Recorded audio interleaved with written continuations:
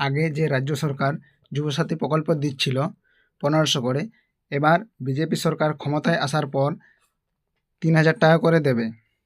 সেই টাকা কবে থেকে দেবে, কারা পাবে, তোমাদের প্রত্যেকের জন্যই সুখবর রয়েছে। যুবসাথীর নাম চেঞ্জ করে যুবশক্তির যে প্রকল্প তার পোর্টাল চালু করে দিয়েছে রাজ্য সরকার। কবে থেকে পাবে, কীভাবে পাবে 3000 টাকা, কি করতে হবে সমস্ত কিছু এই ভিডিওতে জানতে পারবে।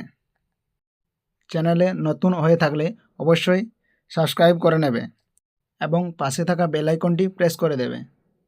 যখনই আমি নতুন ভিডিও আপলোড করব সঙ্গে সঙ্গে তোমরা ভিডিও পেয়ে যাবে।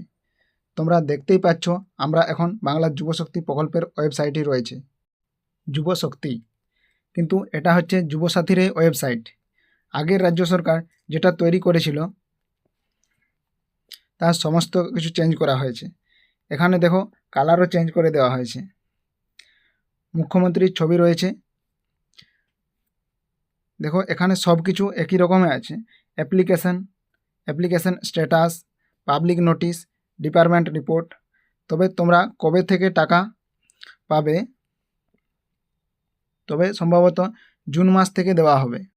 6 জুন বাজেট রয়েছে, সেখানে ঘোষণা হবে জুন মাস থেকে, না হলেও জুলাই মাস থেকে টাকা পাবে।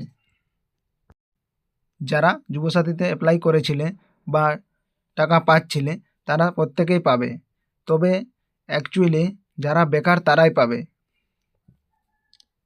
যারা ফেকভাবে পেয়েছো তারা পাবে না, সমস্ত ফর্ম চেক হবে।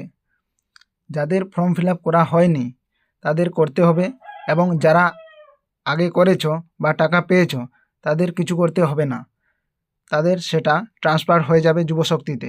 প্রতি মাসে 3000 টাকা পাবে রাজ্য সরকারের থেকে। পোর্টাল চালু হয়ে গেছে, তোমাদের প্রত্যেকেই বলবো তোমরা টাকাটা পাবে এবং বাজেট পেশ হওয়ার পরেই টাকাটা পেয়ে যাবে। সবাই ভালো থেকো। যদি কিছু জানার থাকে তাহলে ভিডিওর কমেন্ট বক্সে কমেন্ট করে বলুন।